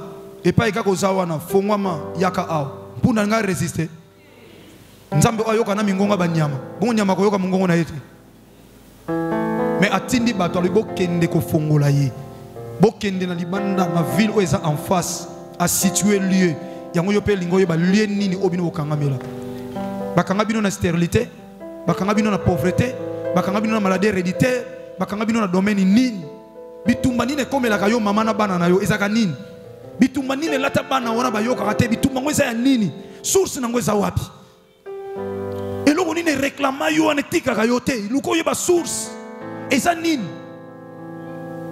Yesu Masia lo bakanga ye na pesi bino lié libanda ya ville et puis en plus bakangai bokendo fongolai bamoni na libanda apola mvula na libanda bango na kati ya ndako bazo vivre vie heureuse mais ya na vie souffrance et puis na balabala Bible lobi na chemin pene pene nzela azomona bampunda msu eleki wa na mutu baleki mais yazo tala kaka boye ngai kaka boye nana opesa eloko olia nana osala nga bolamu baninga totanga na bango place tala ba vie na bango baninga tokolaka na bango tala ba vie na bango menga na otala vie na nga na kotika nani ko kotika nani za problème te mais luka ozwa décision luka ozwa décision Yesu masi asali grâce toke yaya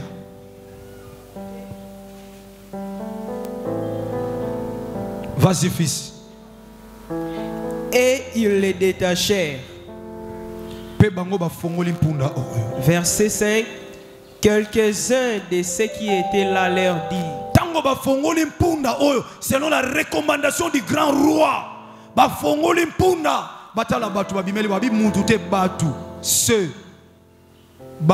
plusieurs commencent par D. 2, 3, 4, 5, 10, 20. Déterminer le nombre. Que faites-vous? Pourquoi détachez-vous cet anneau? Ils répondirent comme Jésus l'avait dit. Kaka ndenge Yesu Masiya lobaki yango na tongwa lelo na oloba ndenge Yesu Masiya atindinga. La Bible dit c'est sur l'esprit de l'Éternel si moi apakolinga pona libérer bato bakangama soki batuninga na famille na bino na ana réponse moko tata pesa na koloba mokolo yo oya somba yo ana posa to vivre vie wana yango na zo déclarer lelo déjà ya boba tu na yo banda déjà kopime sika bacha yo na déclarer banda kopima esika bakanga yo esika bafandela yo esika bacha na libanda ba exposer na humiliation ba exposer yo ya na lobi bima longwa. Allez, sois détaché parce que ce matin tu vas vivre ta seconde gloire parce que Jésus-Christ est là.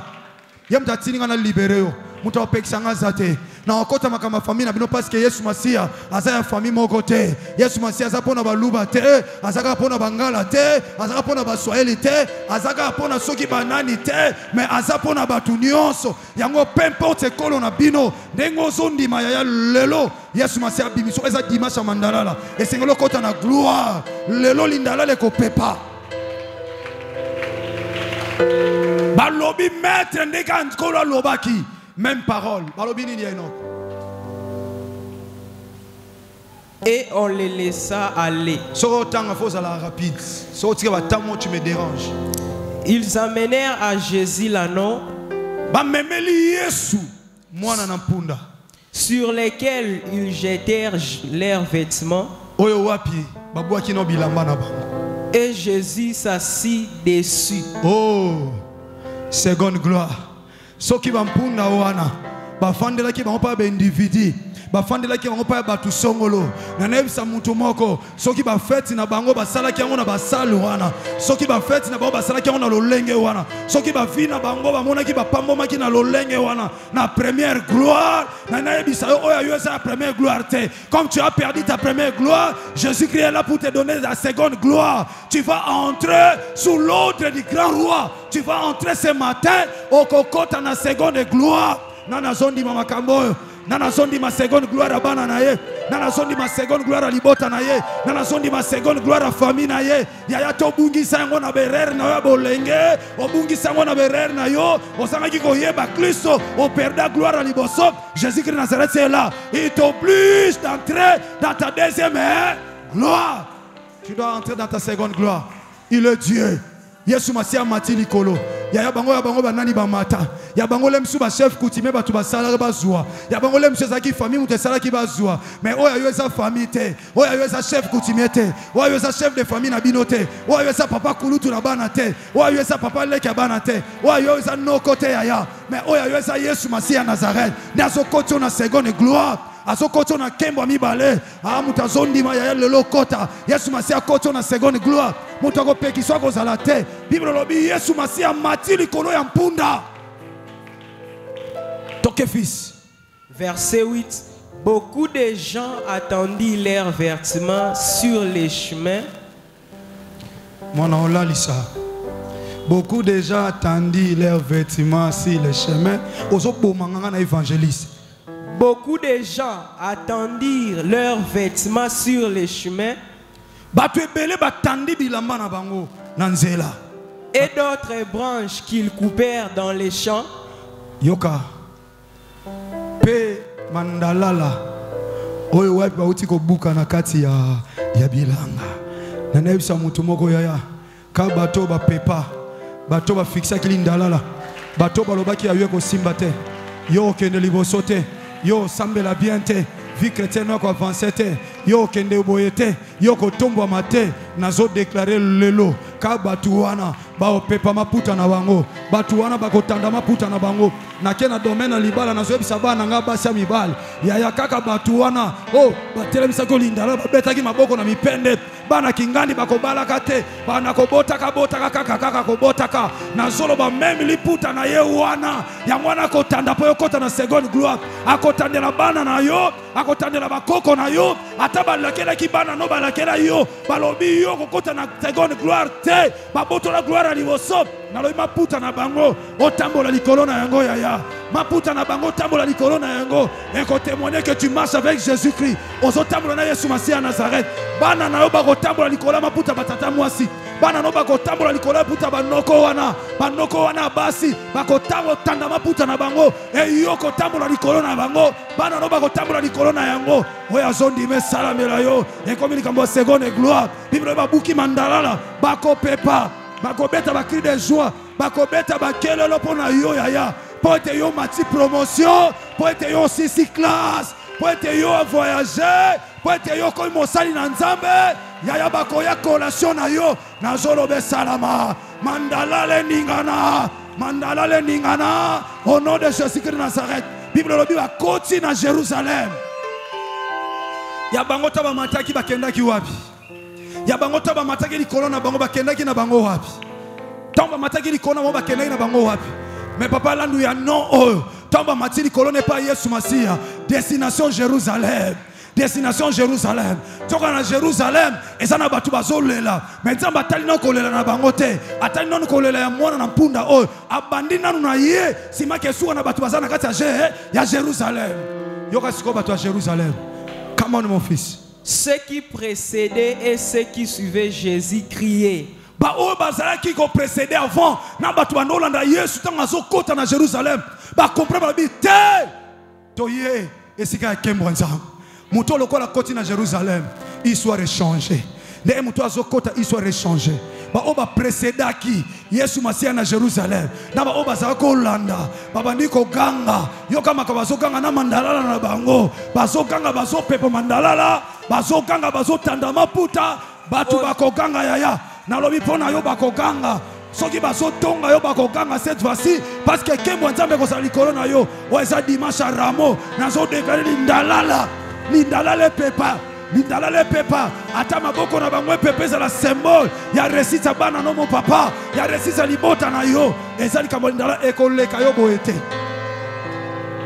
2019 eza Rehoboth to kangelo ko nyonso na place na yango et soki nzamba bongi saki yo revivre gloire na dimanche ya Ramo lindalala ya vina yo ezala ko telemate e pepa na lobi e pepa na so déclarer pepa oh ba ye ko ba lobi ndenge Yesu Masiya tindaki Yesu Masiya na pozo za la libre ya mondengo zo ndima yako kisela yo au nom de Jésus-Christ de Nazareth.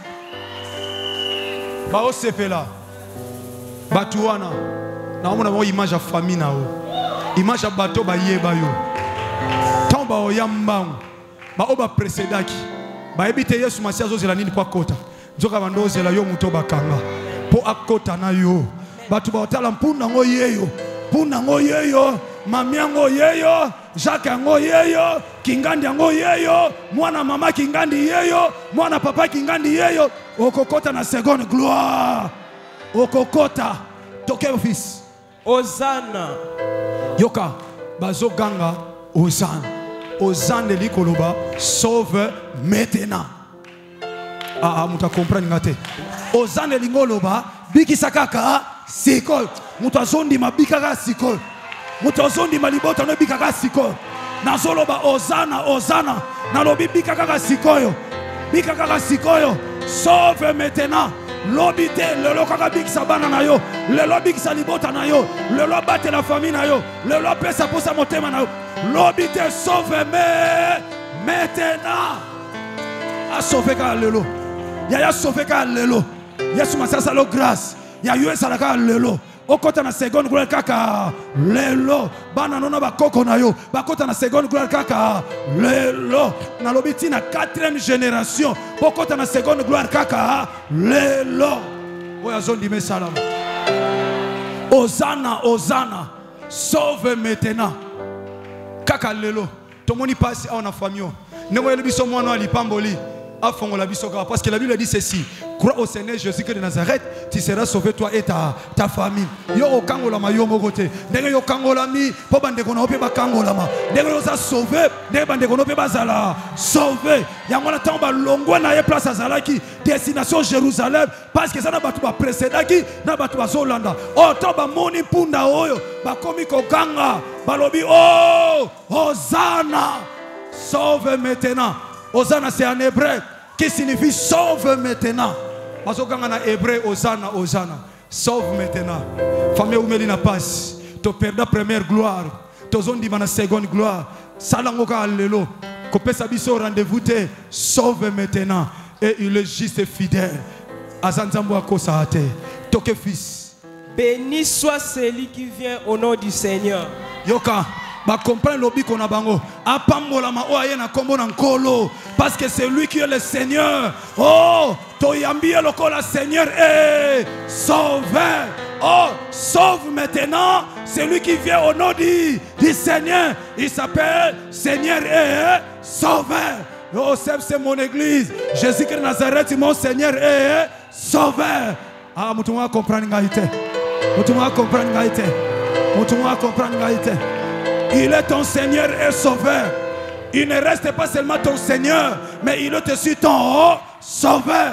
Dans des moments difficiles, il arrive pour te sauver. Arrête sur le boko zawapi. Pesanga le boko na bimisayo. Dans le oh il tata batata moi si baloba. Banoko baloba. Bata balabala baloba. Mabele bofanda baloba. Na lobi na yo otika la suwana te. Na lobi nzamba zot bimisayo. Osokota na seconde gloire sous l'obligation de ton Seigneur et Sauveur Jésus-Christ de Nazareth. Écoutez fils, ton succès. Bible lobby. Tango azokota na Jérusalem. Yesu anyatama putate. Ya Yesu anyatama putate. Yesu anyatama putate. Yesu anyatama putate. Yesu likolo ya mpunda. Punda oba kangake sika moko bujarate. Mukolo azotambola likolo ba super. Azota mutu moko atabala kelo na benzulukable. Na lobi olemba ba super. Atabala kelo na bambonga mike. Olemba ba monta minene. Ya otambola likolo na yango. Marcher likolo na yango. Parce que c'est temps. Ya kokota na kati seconde gloire. Seconde gloire bakota yango. Kande tolo ba seconde gloire. Okota yango kana kembo. Kana kembo yaya. Kana kembo. Liputa sipera mama ona nyati likolo na yango. Kaka nzulukable oba betela nga maboko. Mais lelo batandeli nga siper na tamboli likolo na yango. Punda zo tambola honneur. Parce que likolo na ye, y a le roi des rois, le seigneur des seigneurs. Azokoti se na destinée. Na lobi o aza likolo na yo. Yesu Masia Nazareth. Akoti sa yo na libota na ona destinée. Oya ko simba kuta na o aza likolo na yo. Celui qui domine sur toi, il s'appelle Jésus-Christ de Nazareth. Yedem taza likolo na yo yaya. Denga za likolo bo moi na yo. Motako simba yo aza soki moke te. Lelo lindala les opepa. Lindala les opepa. Lindala les opepa. Mandala la nyonso matanga we telema ki fixe ezo longwa. Lelo lindala le ko se transformer na loboko. Moto atali yo azo pepa. Alobi oh gloire au Seigneur. Oh gloire au Seigneur. Kaka yem ta komi boye. Oh Jésus-Christ soit glorifié. Lindala les opepa. Parce que Jésus-Christ Nazareth t'oblige d'entrer dans ta seconde gloire. Il t'oblige. Il t'oblige. Il t'oblige. Azo supplier, azo obligé. Et moi je déclare avant la prière. Kota na seconde gloire. Maloba nyonso ba loba. Eza bango. Mais ngana lobi entre dans ta seconde gloire. Nganem na zolo ba kota. nalobi kota libota na yo, nalobi kota bandeko na yo, nalobi kota bana na yo, na seconde gloire. Gloire à liboso famille kanga, gloire à liboso quartier kanga, mais babosa na ki que, oh seconde gloire ezali, kota na seconde gloire. Gloire ya kokanga se kweya, mais gloire au kota na Jérusalem ezali. Soki gloire ya liboso ba bloka, gloire au kota na kembo ezali. Okota. Okota. Yaya, pardon, c'est tellement s'il vous plaît. Tellement bien aimé s'il vous plaît. Punda kota ki. Yopé Jésus-Christ t'impose. Yesu Massia Nazareth t'impose d'entrer à ta seconde gloire. Nana opek sao. Balinga balinga to okota. Prière les âmes, mais ça l'a concentré. Prière à 5 heures du temps, il est écrit la prière de la foi sauve. Mais pas la prière de 10 heures du temps. 10 heures de prière, c'est bien pour l'intimité dans l'âme. Mais pour avoir la réponse, ça demande que la foi. Raison pour laquelle elle a dit si tu as la foi, tu diras. Si tu as la foi, tu diras cette montagne ou cette sycomore. Si tu as la foi, tu diras tout simplement. Et loba avec foi. Quand tu parles avec foi, quand tu déclares avec foi, tu verras des choses qui vont s'accomplir dans ta vie. Et pas Jésus-Christ Seigneur. Pardon, s'il vous plaît. Na combat Yesu Massia Nazareth. Na tamuke papa lan protocole intercession veillé. Lindala le ningana pambate. Là où que Nzambe za et moni sa mana misala. Nzamba visiter batu. Et elle quand milieu ma bête elle quand gloire. Lorsque Moïse avait monté en descendant, son visage rayonnait de la gloire. Et gloire à Yesu Massia ko latone loki. Bamsu masque vient c'est ko longwa. Bamsu bo tout ko longwa poso wana ba baby sayo wana. Oh gloire à Nzambe ko purifier corps, âme et esprit. Et loko nyoso bachana kata nzoto ne memela ko passe. Et ko longwa parce que là où il y a la gloire, il y a la liberté. Alléluia. Tongolo kalubo. Ozawapi.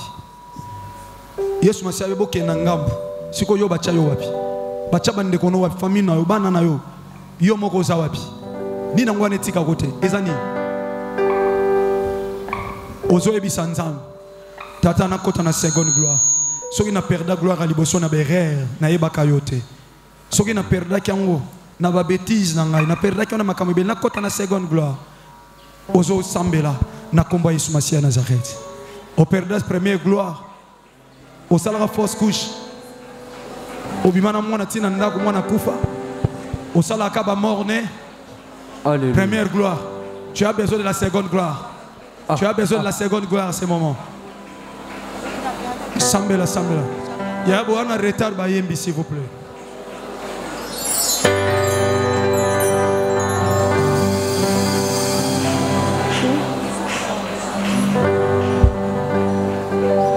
Ofuta nyongo nangai. Osilisa bampasi nangai. Yebisa ya. Yebisa bien aimé, yebisa. Nyokama pona ngai. Kala bako sekangai. Alomi otiki ngai. Motema e bateliki na. Nani ayebi yangai leo.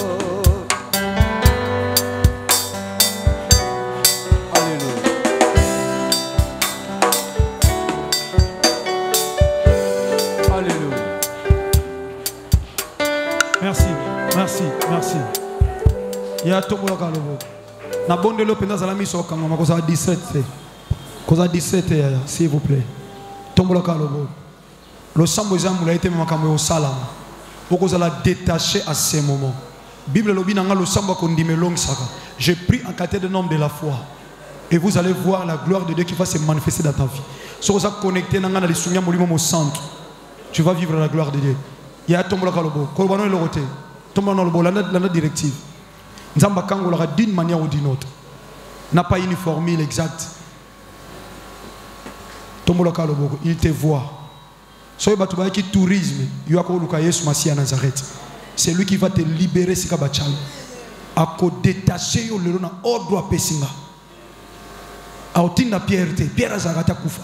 Mais il y a kufa tazana bomoi.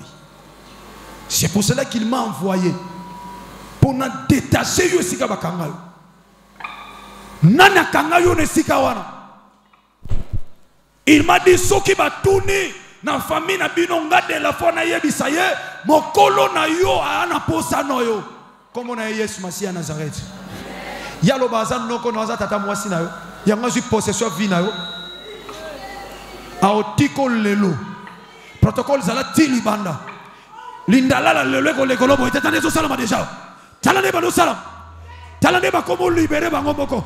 Ba comprendre que le maître a besoin de toi. Le maître a besoin de ta famille. Parce qu'il a besoin de toi. O umeli mingi na kolela. Ane ko sili lobo eta. O ezane a Rehoboth. Yango na so déclaré parce que kangama na fongoli yo. Allez fongama. Fongama. Fongama. Fongama pendant que je parle. Ouvre-toi. Ouvre-toi. Allez, sois détaché. Allez, sois détaché. Allez, sois détaché. Selon l'autre Pessingaï. Yesu Masiya Nazareth. De quoi Fongama? A Fongama.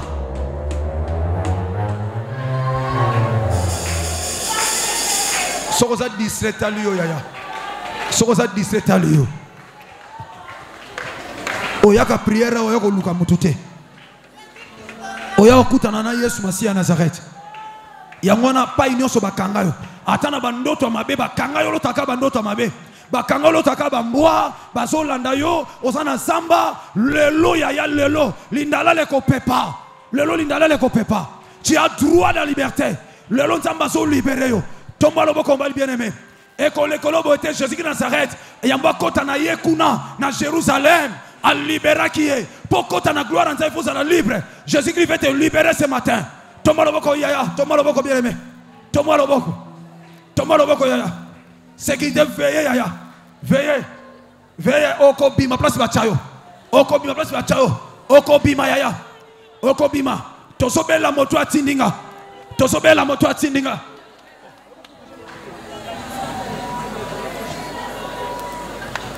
Ozobele la moto atindingai. Alobi abisi ba yekoli bokende. Bo mona ye wana. Alobi na omona yo kangama. Na libere yo. Soba tuninga na loba ye mtana posano. Ngate.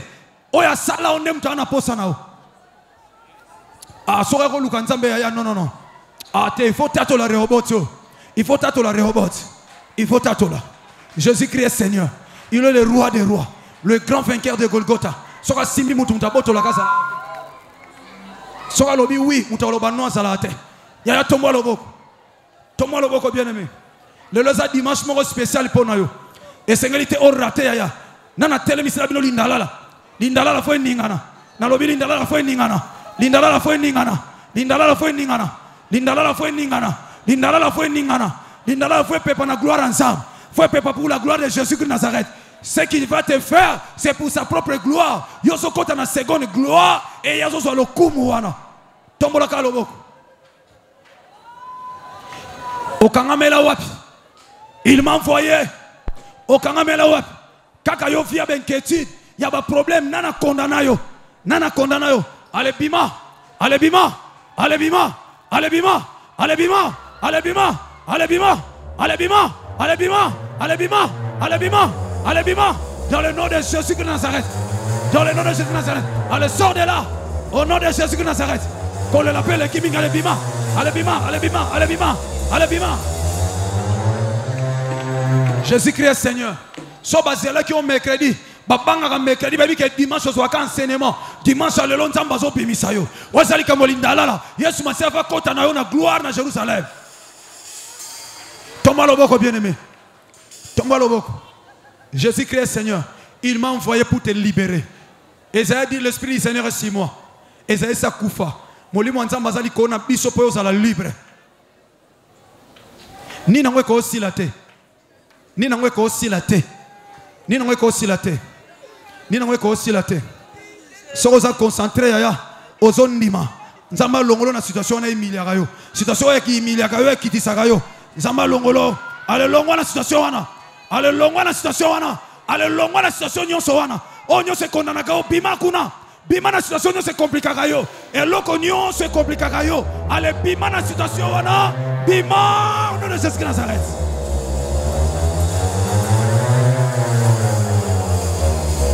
Tomba loboko mobali kaka yaya. Tomba loboko mobali. Nzamba tinanga jamais pona kuta yo bakanga yo na lekana. Yo kanga manzamba tina muta lekana pourquoi? Alors il faut kende ba yekole ba mona ki était. Mais Yesu masi a mona ki est. Ngana so mona siko kanga mate so nzamba révéler ngate. Mais nzamba so mona siko kanga ma. Ayebisi ba yekole bo kende na ville en face na biso. Bon mona mwana mpunda me ba yekole ba so mona te. Nzamba so mona place o kanga ma. Yesu masi a so mona yo. Il va te libérer dans likambo wana. Toma loboko likolo ya s'il vous plaît. Belela ye muto atindi ngai. Belela ye moko mukolo yo azana posa na yo. Okomona ndinga okata singa siko. Komona Yesu masi e bouleverser le monde de ténèbres. Ata musala na yo, ata nyonso ayo. Eko sekwa yoko libérer osa libre sika wana. Belela ngonanga Jésus-Christ de Nazareth. Tala ndenge zo salama. Regarde la poussée du nom de Jésus. Au nom de Jésus-Christ de Nazareth. Toquez pour la deuxième fois. Et ça qui est le site Missatou. Bethany, Bethphagée, Mont des Oliviers. Mont des Oliviers, ça ngomba grâce. Zambalinga salo grâce ya juste. Zambalinga salo grâce maman nanga. Zamba pesa akiparate.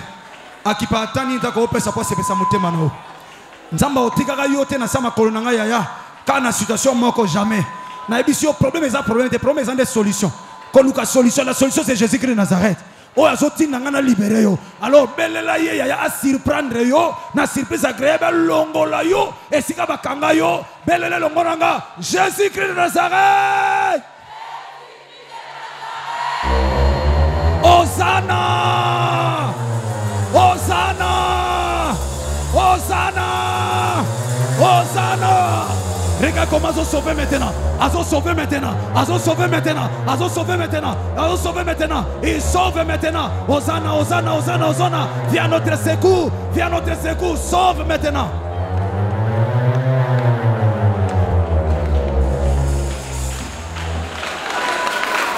Yoka bien aimé. Tombola kaloboka umbalito swiksa.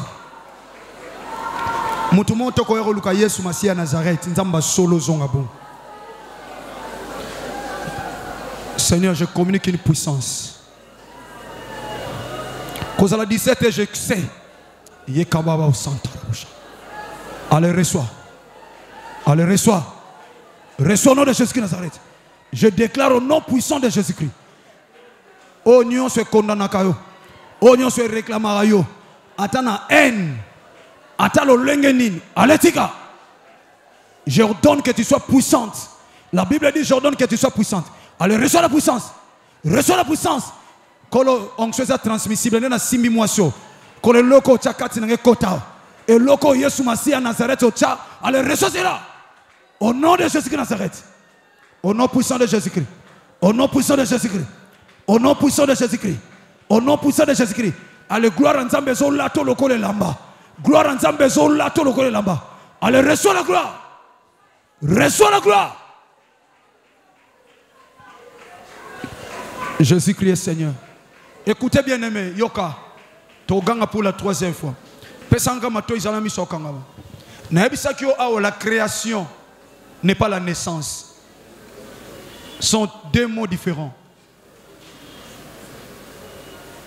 La naissance n'est pas aussi la création. Okoko banda makamune batunyo so banda te na vie. Soki Yesu Masia Nazareth. Après sa naissance, était dans CFC. Mais il a créé l'église CFC. Alléluia. La révélation de la parole nous éclaire. Soki Nzambe oyo Yesu Masia Nazareth n'a pas donné la naissance à l'église CFC. Mais il en a créé. Ce qui veut dire Nzambe ozo luka na CFC. Après sa naissance, était dans la vie. Mais il a créé la vie. Écoutez bien aimé dans le Seigneur. Ba Jacob, ba Isaac, ba ngonios to lobela na Bible. Ba botamaki. Ba botamaki. Mutazo botama. Andoke étape par étape. Aho banda olia fufumba mote. Aho bana ba miliki bébé. Après Miliki abandi potopoto. Pour abotamaki. Mais en batu musu sur le lo a. Nzamba osepe la naissance te, mais a opeso création. Yo ozalokwa ba Isaac te na mbotama. Mais yo ozalokwa ba Adam. Ozalokwa ba Ève. Bible dit créons l'homme à notre image et à notre ressemblance. C'est la création. Tant qu'on créa qui Adam et Ève, ba koma ki prêt à ko bota, ba koma ki prêt à ko lia, ba bimante ba banda na potopoto na mai. Babandamba la moko lia, babandamba moko tambola. Bible lobi tango basali Ève, Adam mi se fonga moni Adam amoni Ève azoya verrier. Ève ba créer, ba zoa koti pa mobile ba créer a tambola zoya. Nazo déclarer pas to crier pour la 3e fois. Vi na yo nzamba osalo makam na vitesse. Makam no so esala na vitesse. Soya bango esala na naissance. Ya yo ko zalo ko CFC. Oko bandana batu mala moko. Oko bandana ko kende liboso mala moko. Yo oza mutu naissance temo oza mutu création. Dieu va créer en toi. Dieu va créer en toi. Et l'autre, ça là batu ba 100 ans. Et ça là batu ba 20 ans. Yo appelle ça une création kana mukolomoko. Na mukolomoko kamu sabatu. Ya l'autre batu ba zoa. Na ba âge ba 50 ba 60 ans. Zamba appelle ça yongo na âge oza nango siko. Yango tombola loboko soko zondima. Elingo sala melono de Jésus de Nazareth. Elingo sala melono na kombo na Yesu Masia Nazareth. Tombola ka loboko création zokota. Il était là quand il a dit créons l'homme. Là, je vois trois personnes en Dieu. Un seul Dieu, mais qui se présente, qui se manifeste en 3 personnes. Raison pour laquelle il n'a pas dit que je crée, mais il a dit créons. Il a dit créons. Créons. Jésus-Christ de Nazareth était là. Le Dieu de la Bible. Alinga créé Katinao. Télémisaï. Ils ont dit comment création. Télémisaï. Oko zwali kambo ba mususu ba nyo kama ba voyage ba luka po bango ba na forme naissance mais aussi na forme création. Na création on a prêt ya ko utiliser autre bi prêt à porter. Quand on te le donne ozo sala mbala moko soki musala na salaire bien mbala moko ozo s'organiser et ate au salaire après 3 mois te. On est à naissance. Merci pour la révélation, Seigneur. Nous avons besoin de la création et non de la naissance. La naissance, elle aura temps, mais la création ne prend pas du temps. Tombe le cas de beaucoup. Création. Quand il crée, il donne directement la forme. Il donne la forme. Il donne la forme. Il a dit, oh Jacob qui t'a créé. Oh Jacob qui t'a créé. Oh Israël qui t'a formé. Lorsqu'il y a la création amène la forme, pas blanche. La création n'amène pas la naissance. La création amène la forme. Quand il te crée, il te donne la forme. Ah non, la parole est bonne. Alléluia, j'aime la parole. Merci pour la révélation, Seigneur. Qui t'a créé? Jacob. Oh, qui t'a formé, Israël? Quand tu es créé, tu auras la forme. Et cette forme-là changera même ton nom. Oh, na sepeli poza na naissance te moza na création. Pour création zo peso forme kombo na yo. Oh. Tombola kaloboko. Ozo za la créer na kombo yebisiko.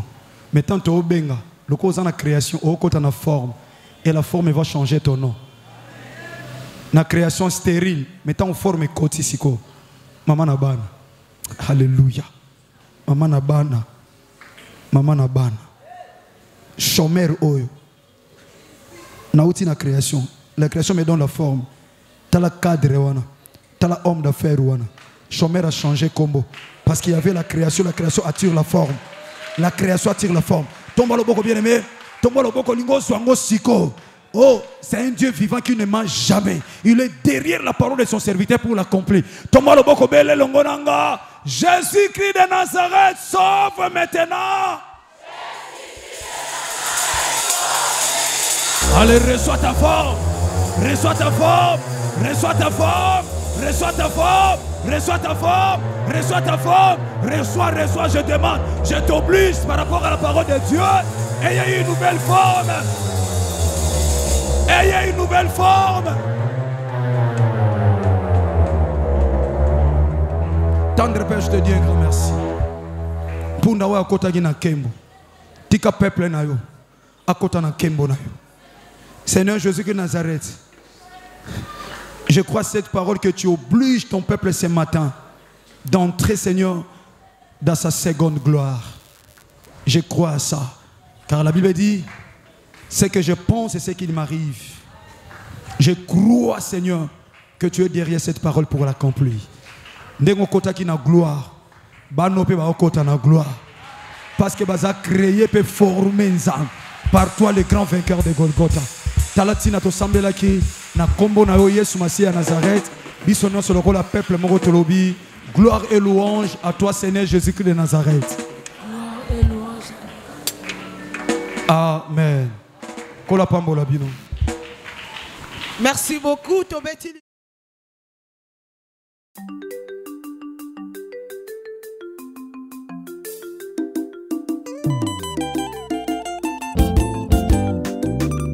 Mwana mayela lobaka lokola papa na ye. Mwana mayela salaka oyo nzamba lobi. Mwana mayela lobaka lokola papa na ye. Mwana mayela salaka oyo nzamba lobi. Ashpedi ashapak sele pude. Sombela nzambelo pango. Na kimia na tranquille ose. Na kimia na tranquille ose.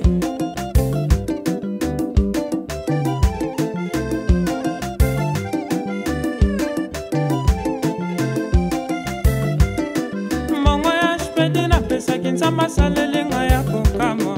Mongo ya shpedi na pesa kinzamba